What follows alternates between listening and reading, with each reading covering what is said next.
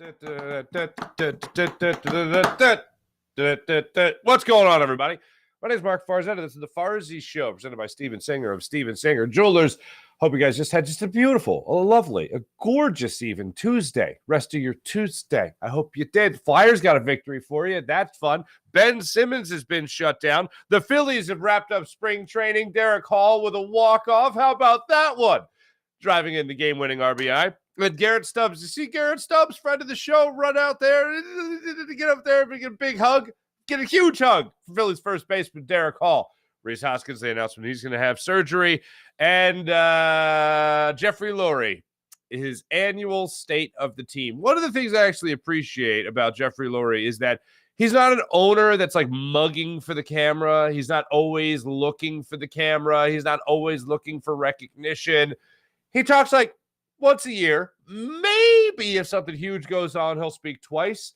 But yesterday was his state of the team. He talked to the media for a half hour. Nick Sirianni addressed the media from Arizona, from the NFL owners' meetings. And he had some interesting things to say.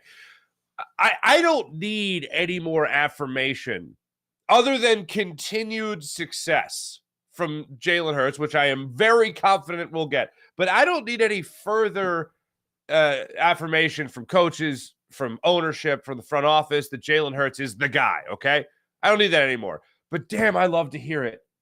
I love hearing about this guy's work ethic. And the part of the reason I love hearing about it is because we talked about it so much last offseason, and then we saw, oh my goodness gracious, how much better he got from 2 years ago to this past season.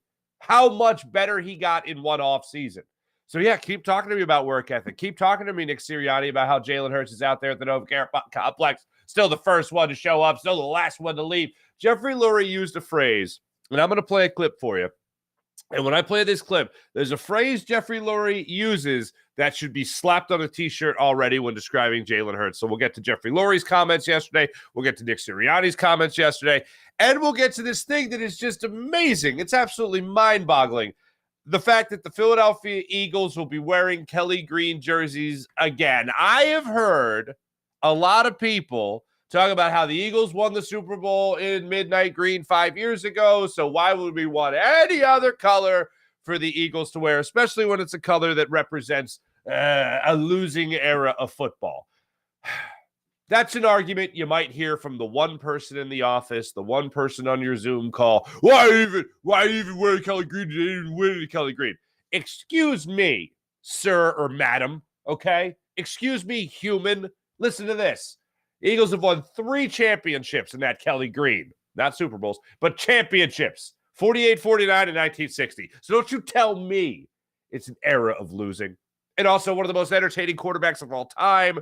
Randall Cunningham wore that jersey. The greatest defensive player of all time, Reggie White, wore that jersey. So don't you give me that Kelly Green means nothing, because it means something to a lot of people, myself included. So anyway, Jeffrey Lurie actually said that the Eagles are going to be wearing it, undisclosed dates, yet to be determined dates, I should say, this season. It's become a hot button issue for some people. I love it. I think it looks awesome. I think the people really crave that jersey's return, and ever since they wore it in 2010 for their 75th anniversary, I know a lot of people wanted to see that jersey more and more and more. Now, I had heard many times over from former players, I won't out anybody because they might be in good standings with the Eagles and they might get autograph signings and money from this, so I'm not going to throw their name out there, throw them on a bus. But I have heard point blank, Jeffrey Lurie, the Luries hate the Kelly Green jersey. But it's coming back, baby. It's coming back finally. I never thought it would actually happen, but here we are. Something else that I want to get into, this little nitty-gritty, might be a little too inside baseball, but I don't think you guys like it. I don't like it either. I think flex scheduling is the ultimate middle finger to the fan base of the NFL, not just Philadelphia here. I'm talking about all NFL fans everywhere. Yes, I'm talking about fans that travel to games. Yes, I'm talking about fans that might plan their schedule around the time of a game. I don't like flex scheduling. And if you have it, I think that it should be something that is extremely limited. Now, I am, as many of you know, an 11-season veteran of Sunday Night Football. We benefited greatly from the flex schedule. If you're going to have a flex schedule, like I said, it has to be extremely limited.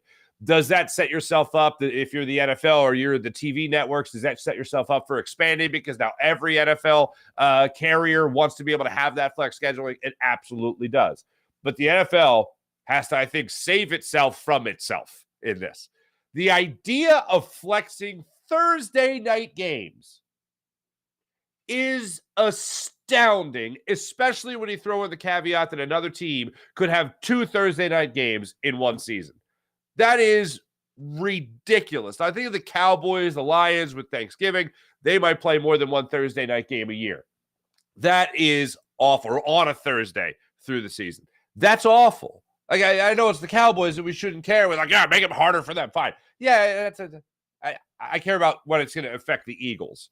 And if you let this happen, it'll affect the Eagles. Yes, it'll affect the other team they're playing as well.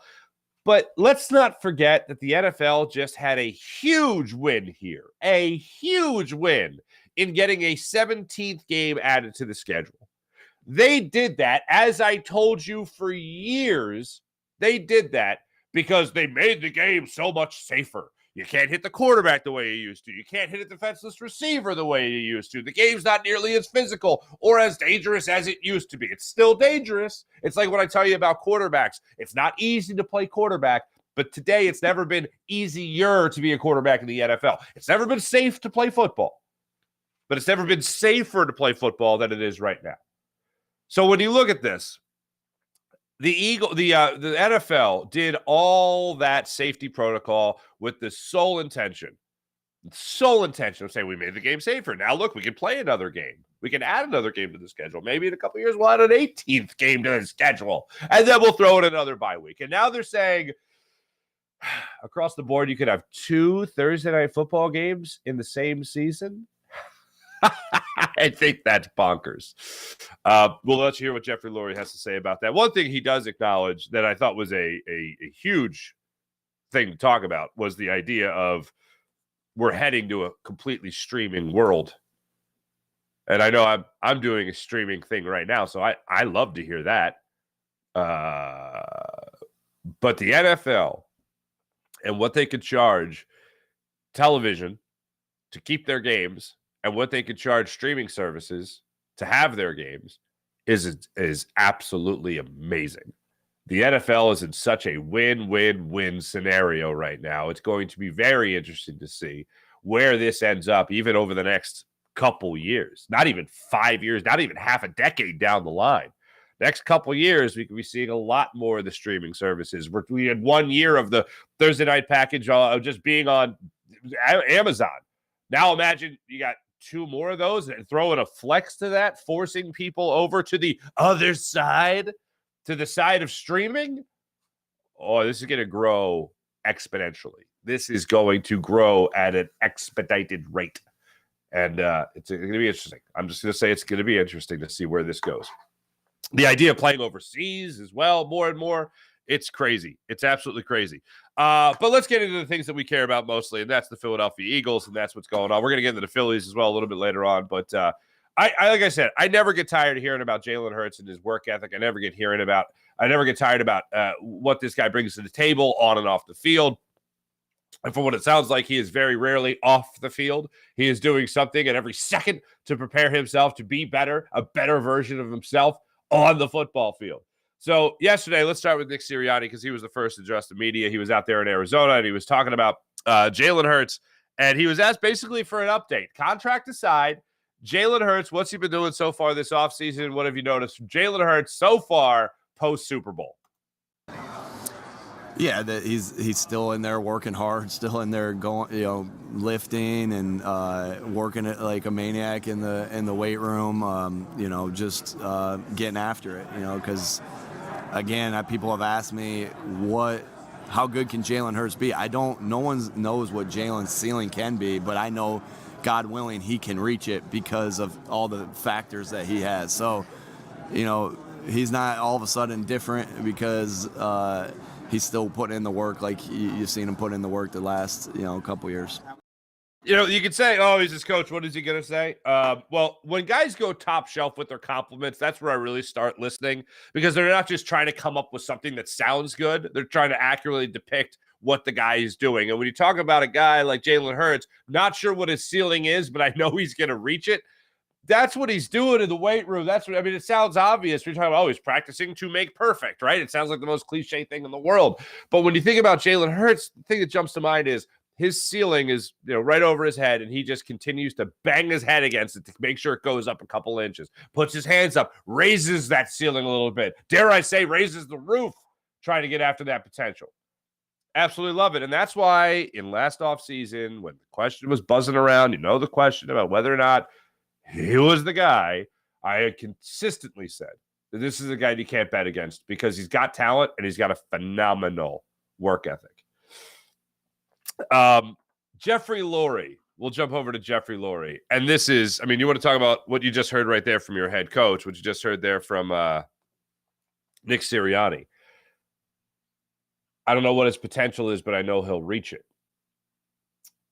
Jeffrey Lurie had the, I thought, quote of quotes. And every time Jeffrey Lurie has one of these media sessions, something comes out. The rare occasion that we hear from him, something comes out, whether it's open your heart, emotional intelligence, counterintuitive. Just thinking of the buzz phrases or words that he has had in his time addressing the media. I think this phrase about Jalen Hurts will stick with us for a long time from Eagles owner Jeffrey Lurie. Take a listen. The thing with Jalen that is, I'm so optimistic about is he's just got this incredible, I'm not telling you anything you don't know here, but seeing him virtually every day, he's got an incredible passion for being phenomenal. And you see that in the great ones. And we all know in other sports and with certain quarterbacks in this league, you can, define them by their obsession with detail and work ethic. And, we always knew Jalen was talented, had a very live arm that we thought was discounted in college because he was such a great runner. And his character was always considered great. But, maybe the advantage we had was we really respected his ability to throw the football and that would improve based on tremendous work ethic. Did you hear that? Not tremendous work ethic. Not that. Incredible passion for being phenomenal. Put it on a t-shirt. Put it on the brand it, trademark it, whatever.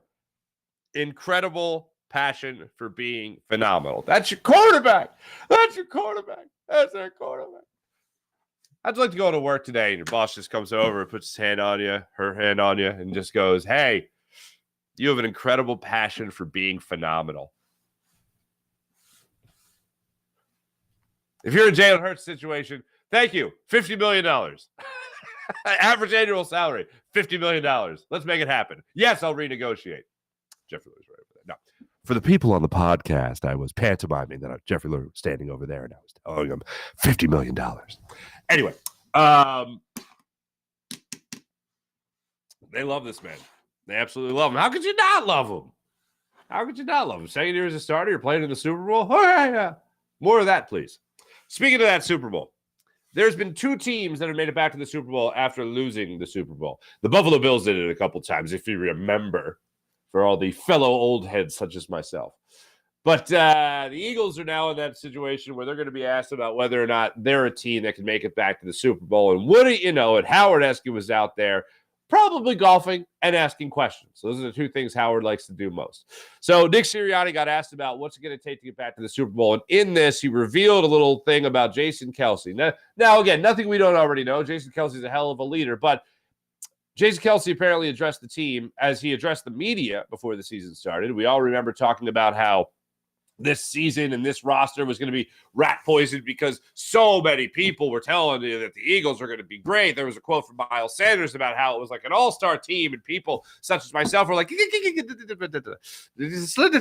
yeah, Vince Young. No, thank you. But for people like me, that made you a little nervous. Nick Sirianni referenced people talking about how great the Eagles were going into last season and how you can't listen to the outside noise. Here's Nick Sirianni talking about what it's going to take to get back to the Super Bowl. And what was very evident was, you heard a lot of people talking about us in the preseason last year, like, oh my gosh, this is a super team. Look at all these guys they have in it. And I remember Jason Kelce very vividly going, I don't care who's on this team. It's going to take the work every single day to get to where we want to get to, right? And that was the message over, and that's why we have great captains and great leaders on this team. That was the message over and over and over. It felt like that's what we were saying after every training camp practice, right? That it doesn't matter who you assemble, right? It's about the work that we have to put in to get ready to play our first game, then our second game, then our third game, and so on and so forth. And I think that we'll bank on that too next year. I don't care what happened last year, right? We don't care that we went this record or played in the Super Bowl or anything like that. We don't give a crap about what the numbers say of who, he was able to get back to the Super Bowl. All we're going to focus on is, hey, here's what the numbers say, right? Here's what we would love to do again, but it's going to take day in, day out work. And and I know that's cliche, and I know that, but when you can set your sights narrow as far as here's what we're focusing on today, it helps you stay focused on that day and continuing to build and build and build and build. There's some great vibes around this team, and you guys have heard me talk about it over the course of the last couple of weeks here when it comes to free agents choosing the Eagles, when it comes to keeping certain players here, whether that be Fletcher Cox or whether that be Brandon Graham or Jason Kelce, all them guys signing one-year deals to stick around here in Philadelphia. And some of those guys, like Brandon Graham, could probably gotten more money in the open market, on the open market. Fletcher Cox could have gotten more money on the open market. Jason Kelce, I think, was well taken care of. I'll say that. But when you look at this team is the way they are because of the leadership that they have. This team is the way they are because of what the front office has assembled and what the front office has valued. Jeffrey Lurie talked about it a lot yesterday as well when talking about the keys to keeping a successful team together. And he talked about the quarterback on down to the scouting and everything, every little thing that it takes to make sure that you have a successful team and keep a great culture. You have to have great leaders, as Nick Sirianni, great leadership, great leadership as well as great captains on this team that can be those leaders. Well, he has certainly found those guys, Darius Slay being one of them as well. Jason Kelce not being afraid to metaphorically or actually take the microphone, literally take the microphone and say what needs to be said in that locker room, whether that be at a press conference where he's answering questions about how good this team is supposed to be on paper, or he's in the locker room saying exactly what Nick Sirianni just told you, he said, which was, I don't give a damn about who's in this locker room. This is the way we do things. This is how we work hard to make sure that what's on that paper isn't just a cute story about what we should do this season, but it is what we are going to do this season. That's leadership, and that is culture. That's the word I've been harping on over the last couple of weeks when people decide they want to sign here in Philadelphia, they want to come here to Philadelphia. The culture.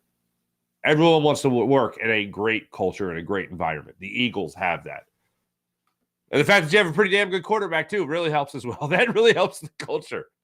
It's a lot easier to buy in when you're winning. And the Eagles are certainly winning. I was talking earlier about the idea of streaming, and I thought this was interesting coming from an NFL owner.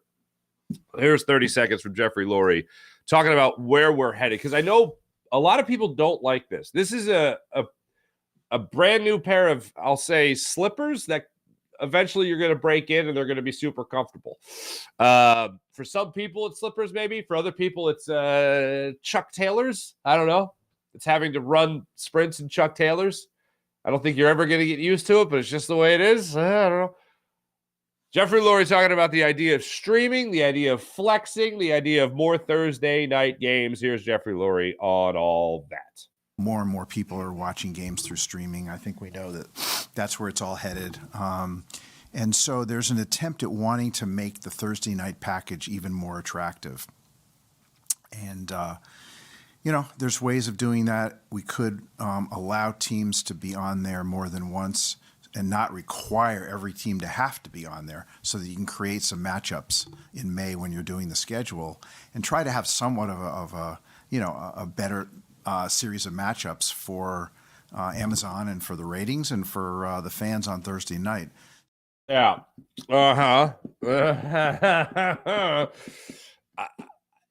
At some point, we got to think about the players, right?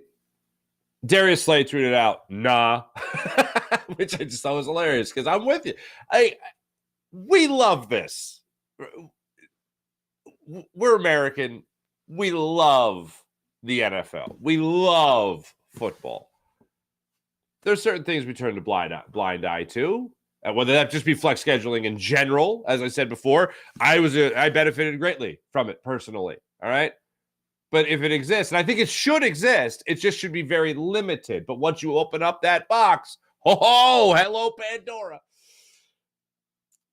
It's been years since it's been years for NBC to have the rights to a flex schedule on Sunday Night Football. It was only a matter of time before other networks, ESPN or Amazon, which is produced by NBC people. It's been a long time. But it's been a long time coming where other networks, other outlets, other platforms that carry the NFL want those same rights. And when the lawyers get in the room and decide what's going to be flex, what's going to go off CBS and go on NBC, or what NBC is going to lose in order to get a game from Fox or whatever, ESPN, same thing. I know of one instance where the commissioner came in and basically said, this game needs to be in prime time. And so I think CBS had it. I think NBC got it. NBC, and the negotiation was NBC would lose basically a right to earn, or NBC lost the right to pick the playoff game for the first round of the playoffs that they would have. And CBS got that right. So that was the give and take for, I believe it was a Titans-Broncos game. Both teams were undefeated, and that game was on Sunday night. Basically what happened was the commissioner said this game needs to be in prime time. That's the only case I know of that particular scenario playing out. Now, there's been plenty of flex games, but whenever there's always some kind of give and take, some kind of negotiation that goes on with it. For that to occur then across the board, or for that to increase to Thursday Night Football, ESPN, CBS, Fox, whatever, talk about Pandora's box. That is just awful. And at some point, you got to think about the players. Because you can't tell me, especially what if the schedule dictates what it dictated. And again, I don't feel bad for these guys because of the Cowboys, but I wouldn't want the Philadelphia Eagles, let's say, playing on a Sunday night game on the road and then having to come back and play on a Thursday night. How do you govern that? How do you govern that? Do you make sure that both teams are playing a 1:00 home game that previous Sunday in order for them to then play Thursday night? Like, how do you do that? The instance I'm referring to is the Cowboys, the year they lost to the Eagles on Thanksgiving with Mark Sanchez quarterbacking for the Eagles. They played the Sunday night game in New York, the Odell Beckham catch, right? They played the Sunday night game in New York and then had to fly back home, play the Eagles on that Thursday. So they slept on the plane Sunday, maybe. Maybe they probably didn't have practice Monday. Tuesday, Wednesday, game day. Like, that's a rough turnaround. I don't want that to happen to the Eagles. The more Thursday night games there are, the more probability is that actually happens to your team. At some point, you got to think about the players and stop thinking about money, because that's the only reason this exists. Oh, we can get eyeballs on our product at this time? Oh, in a better time slot with a better matchup? Oh, ad revenue. Yeah, that's all it's about. At some point, can we just consider, just for a second, please, let's think about player safety.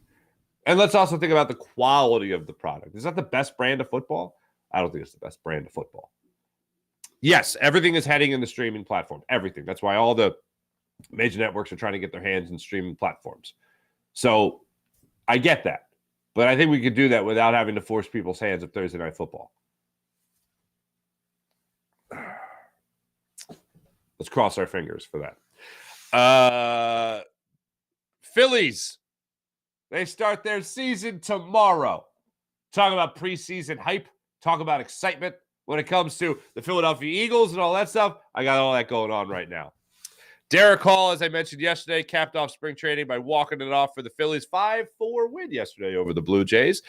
Garrett Stubbs running out there to third base as Derek Hall was coming off the field. Gives him a big hug. Derek Hall picked him up like he was a wee teddy bear. Like he was a wee baby. Picked him up in the air. It was absolutely adorable. Derek Hall's going to be your first baseman. I was talking yesterday about sink or swim moments for Derek Hall, whether or not he's going to get that opportunity against righties and lefties. I say, if he's going to be your first baseman, let him be your first baseman. To hell with platooning. See how he starts off the season. Give him a couple weeks, sink or swim at first base, hit lefties. Go ahead, have at it, son. We know you can hit righties, all that jazz. Give him that opportunity. But overall, I've been doing the lineups, and I've been doing the lineups for a while without Bryce Harper in them. And I had been talking about, I was just on with Jake Thompson, former Carolina Panthers tight end, local guy. We've had a very similar life in terms of where we lived and where we've gone to school. Athletically, he is far superior to me. But I was on his show, Not For Long podcast and all that, and we were talking about this Phillies lineup and how it's just set up to rake. The thing that I am most encouraged by, and it is such a huge point of today's game, is just getting on base. And it's always been a huge thing, but now 10 years ago, you never heard somebody say, batting average doesn't matter. It's all about on-base percentage. No, batting average still matters very much, all right? But the on-base percentage, and I think it depends mostly on where you're batting in the lineup. If you're a leadoff hitter, I don't care much about your batting average. If you're a leadoff hitter, I care about your on-base percentage. And when you have a guy that can consistently be in the 340 to 375, 380 range, getting on base at that type of clip, to use that new tired term already, like Trey Turner, I'm pretty confident in this lineup. I know Kyle Schwarber is going to mash. I know JT Realmuto is going to hit. Alec Boehm, I really do think he gives you the 25-30 home run type season. You want to talk about somebody picking up in the power numbers for maybe Rhys Hoskins? I'm looking at Alec Boehm. I am certainly looking at Derek Hall, especially if I think the worst-case scenario plays out, which is, he's only hitting righties. Maybe Boehm goes over and plays first base. Maybe he's the guy hitting your lefties. Maybe a guy like Edmundo Sosa. Eddie Sosa's coming over and playing third at that time. Maybe Sosa's going over there and playing first. Maybe JT Realmuto in a pinch isn't behind the plate catching. Maybe he's playing at first base. These are all the scenarios that I see playing out at some point this season. But when you look at this lineup, I think the biggest guarantee you're going to have is that Trey Turner is going to be putting pressure on pitchers from jump. And with that happening, now you got to pitch to Kyle Schwarber with a runner on base. Trey Turner just stole second. Now you got to put pressure on that pitcher with a runner in scoring position facing Kyle Schwarber. What are you going to do? You're going to walk Kyle Schwarber? And you got hopefully Nick Castellanos still get a hot bat. You got JT Realmuto up there next. Got Alec Boehm up there next. And this is all without Bryce Harper in the lineup yet. And mark my words, listening to everything that has come out in the last 2 weeks about Bryce Harper, that man is going to be playing by the end of May. Forget about the All-Star break. We're going to see him play in May, possibly. I'm really excited for it. I'm excited for guys that you just saw play phenomenal baseball, like Jake Cave, for instance, in spring training, who is your team leader in RBIs. You have great numbers in spring training, fine. That's definitely giving you a better vibe than anything. But you go out there, you lead your team in RBIs, you're one of the best team members right there, and getting on base and batting average and home runs, that's all great. Now make it come to fruition during the season. Even if you're only a utility guy, now you're not going to be playing every day. Now you're going to be playing here and there. I want to see all that come together for Jake Cave as a guy that you could rely on off the bench. Like you look at guys from years past that you felt the consistency of them coming off the bench. They just knew how to program their brains in the sparing time that they got out there on the field. They knew how to help this ball club. I want to see if Jake Cave is a guy that can come out here and actually do that. The 30-year-old, by the way, Jake Cave, see if he can come out here and do that. A lot of guys are having these proven opportunities. Derek Hall is the number one guy with a proven opportunity here. By the way, to wrap that up, Jake Cave only hit 462 for those that weren't paying attention, with an on-base percentage of 500 in 20 spring training games and 52 at-bats. So, yes, I look forward to seeing what he can give this team coming off the bench. Very interested to see all that. Tomorrow, ladies and gentlemen, before I get to the chat check, I want to make this announcement. Some of you in the chat already know this. The people that were kind enough to join me on that Wednesday show we did before Thanksgiving, the party show. Looking at you, April. Looking at you, Dan Schwartz. T-Bro, looking at you guys. Ari, what's up, Ari, on the podcast. I told you guys that there's going to be something special. It's on the horizon here for the Farzy show. And one thing I told everyone on that party show we did on that Wednesday night was that it wasn't going to affect this show as we know it. But starting tomorrow for Phillies season, starting tomorrow, this show will be simulcast, not only just on this YouTube channel, the Farzy Show YouTube channel, but also on the Jacob Media YouTube channel as well. I'm very excited about it. You guys know I've been working with the Jacob Media people now for 2 years, doing Eagles coverage, whether that be on the post-game show, whether that be on the pre-game show, whether it be halftime with my friend Devin Caney. Been great working with Seth Joyner and Derek Gunn. An absolute blast. And John McMullen and Joe Kraus, who heads up Jacob Media. So this show will not only be on this YouTube channel, it'll also be on the Jacob Media YouTube channel as well. We're very excited to make that announcement. I'm sure more information will come out about it later today. But one thing I wanted to tell you guys, my audience, my very loyal audience, this will not affect our relationship.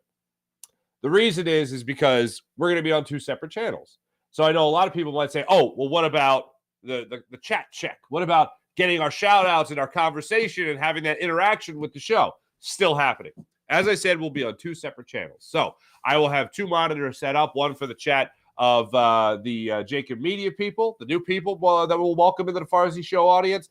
And we're also going to have it with the Farzy Show YouTube channel so I can still see, bang, you guys right there. Sean, Kevin, April, Alyssa, April, all you fine people, Mihai. I'll still be able to see you guys over here, and I'll still have the YouTube channel for Jacob Media over here so I can see their comments as well. So you guys will not be tossed aside. You guys will not be thrown away. We will maintain the same relationship. So I look forward to being able to do that starting tomorrow, 6 a.m. Yeah, 6 a.m. on time. We will be starting a simulcast on the Farzy Show YouTube channel as well as the Jacob Media YouTube channel. I couldn't be more excited about it. It's been a long time coming. There's been a lot of conversations, a lot to work out. But producer Jim is the best of the business, baby. And Xander Kraus does a hell of a job as well. And we'll be joining forces in that regard. So I look forward to that. Now, if I may be so bold, there might be another announcement coming in the not too distant future. How about that? So we'll get to that a little bit later. First thing I look down at when I see the chat is Sean Gillespie. Oh, 2 separate channels that will be critiquing your plunging necklines. Yes, April. No more 615. But yeah, so I just wanted to make sure you guys knew that. And I'm excited. I'm very excited. Let me tell you about the great people at Steven Singer Jewelers, the other corner of 8th and Walnut, right there on the other corner of 8th and Walnut with the perfect price each and every day online at IHateStevenSinger.com. That's IHateStevenSinger.com. One place, one price, perfect price online at IHateStevenSinger.com. Let me tell you right now about Manscaped, the leader in below-the-waist grooming with skin-safe technology that helps you reduce the risk of nicks so you can manscape with confidence and comfort. You'll love their Platinum Packet 4.0, which is their best hygiene bundle yet. It includes their amazing lawnmower trimmer. It also includes their Weed Whacker ear and nose hair trimmer. And yes, skin-safe technology. Join 4 million men worldwide who trust Manscaped. Go to manscaped.com. Use promo code Farzy and get 20% off and free shipping at manscaped.com. Let me tell you right now about the amazing people at Freestone Farm CBD, freestonefarmcbd.com. You like CBD? You use CBD? You want to try a different CBD? Try Freestone Farm CBD at freestonefarmcbd.com. You'll love the tropical tasting Bayox that clocks in at a chart-topping 24.1%, and Super CBD, which is half Hindu, Kush, at 21%. Genetics of these guys are off the charts. So try Freestone Farm CBD at freestonefarmcbd.com. How about PHL Sports Station, Philadelphia Sports Station, enhancing your Philadelphia sports fan experience across all social media and blogs. That's phlsportsnation.com. Let's get into the chat check and see how you guys are doing on this fine, beautiful morning. Why this thing is freaking out over here? Stop freaking out, you freaking out computer. Okay, first order of business, get new monitors. All right. April, what's happening? Alyssa, hello. Kevin. What's going on, Kevin? Happy Wednesday to you as well. Fuji. What's going on, Fuji? Fine baseball game on the horizon once again, and I, for one, am better for it. PJ, you are, sir. Sean Gillespie, good morning. Alyssa, hello again. April, hello again. Put the house on a Schwarber. What is happening here? On a Schwarber home run. Oh, start off the deal like that. I like it. Sean Gillespie, why not just Saturday games? Hey, little toots. What are you doing, Monaloots? Your green light went off? You stayed in bed till your green light went off? Good hustle, sweetheart. Way to be. Sean Gillespie, I agree with you. Why not just Saturday games? April, I'm sure the Players Association would step in at that point. Are you talking about that point for... Oh, yeah, I think I saw this when I was talking about the schedule. I think the Players Association would step in as well. The Players Association just wants to be compensated. So it'll come down to money, pretty much. Morning, Mark, and everyone. Mihai, good morning. April, one more sleep till baseball. Yeah. I think the ceiling is just over 100 wins and the NL East division title. I think that's a good ceiling, Mihai. Yes, sweetheart. Okay. All right. Where's mommy? Mommy upstairs taking toes. She's what? Taking toes. She's what? Toes. Okay. I think the ceiling's... Okay, hold on. Hush about. Right. There we go. Oh. All right, say hi, everybody. Hi. There you go. Fuji, congrats. Well deserved. Thank you very much, Fuji. Appreciate you. April, woohoo, congrats. Thank you. Sean Gillespie, thank you. Yes, critiquing my my necklines. April, no more 6:15. That's still funny. Hell yeah, big time for at 6 a.m. though. Come on, you work that. Not gonna read that out loud with little toots right here. But I do think it's funny. Don't think that I don't think it's funny. Are you gonna put those on now? Oh boy. Jacob Media better be ready for the peacock calls and twerking penguin. Yes. Comment section over there is is off the chain. It is off the chain. I did a hit for Jody Mack and Johnny Mack late last week. And there was a guy in the chat ripping me for Shell gas station appearances I did 15 years ago on WIP, which, just for the record, remained the greatest gig ever. Because at the time, the only money I made from WIP was appearance money and being a producer. So I was Howard Eskin's producer, I think, at that point. And I would get paid. It was like $180 a week. You all right, sweetheart? So it was like $180. Don't call. Don't talk?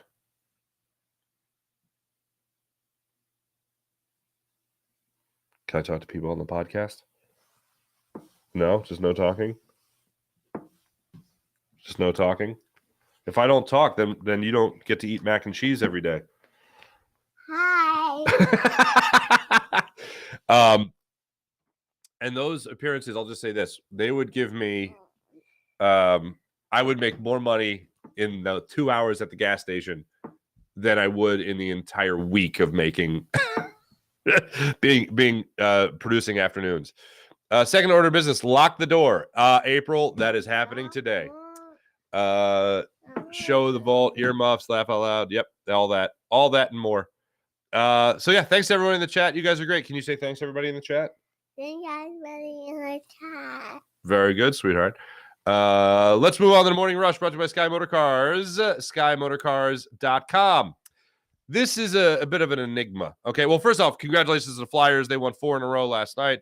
So that's great. It's their first 4-game winning streak in forever, I believe. And they're back at it against... They beat the Canadiens last night. They got the Senators. They got the Senators tomorrow night at 7 o'clock in Ottawa. Yes, sweetheart. I want to get happy. You want to watch Guy Happy? Okay, I'll be up in a second to put it on for you, okay? I think Mommy's up. So why don't you go ask Mommy? Mama, Oh, sweetheart. Keep that same energy when you're 16. All right. Sixers. A little bit of a break last night. Celtics lost. Meh. I don't think they're catching the Celtics at this point. And they got I'm already in the cat. what, sweetheart? I'm already in the cat. Oh no. Sixers got the Mavericks tonight at home. 7:30 tip-off. That's happening. Real quick, the enigma of Ben Simmons. All right. The Nets decided to shut him down yesterday. He's got a nerve issue in his back. It's not like that. What? This one. No, I don't want to. You don't want to wear the headphones? You don't have to wear the headphones, sweetheart. Unless we're playing a clip, then we'll wear the headphones. But we're not. What? What that mean? I don't know. I don't know what any of it means. I'm talking about Ben Simmons. The Brooklyn Nets decided to shut down Ben Simmons with the back. I don't know. I think I know, but I don't know for sure. But I think Ben's done. I don't. Here's the thing. I know a lot of people with the back injury, you want to jump to the conclusion that he's just soft and whatever. And I do think he's soft, don't get me wrong. But the idea of some comeback for Ben Simmons where he even flirts with making an all-star game again is just, it sounds impossible. And I think it sounds impossible because it is impossible. This is a guy that so many of us defended for a long time. And then he just turned out to be the biggest piece of fool's gold we might have ever had here in Philly. And that's saying something, especially in the recent era where we saw a guy like Carson Wentz, for instance. At least we saw Carson Wentz play at an extremely high level all around. Ben Simmons, we never saw play at an extremely high level all around because he didn't shoot. We saw great defense, high level, great assists, high level. But in terms of all around, never saw him get to full fruition. We never saw him reach that ceiling that Nick Sirianni talks about when it comes to Jalen Hurts. You want Sky happy? All right, let's go get Sky happy. All right. Thanks everybody in the chat. Thanks everybody watching the show. You guys are great as per usual. This is the Farzi Show presented by Steven Singer of Steven Singer Jewelers. One place, one price, perfect price online at IHateStevenSinger.com. Jim Hyden produced the program. Did a wonderful job. This is a Buzz Sports Entertainment production. See you tomorrow on the Farzi Show, and then see you tomorrow also on Jacob Media. Jody McDonald will join the show to talk baseball. Can't wait to talk to Jody Mack about all things Phillies in the upcoming season. Thanks, everybody. Have a great rest of your day. See ya. Say bye. Bye.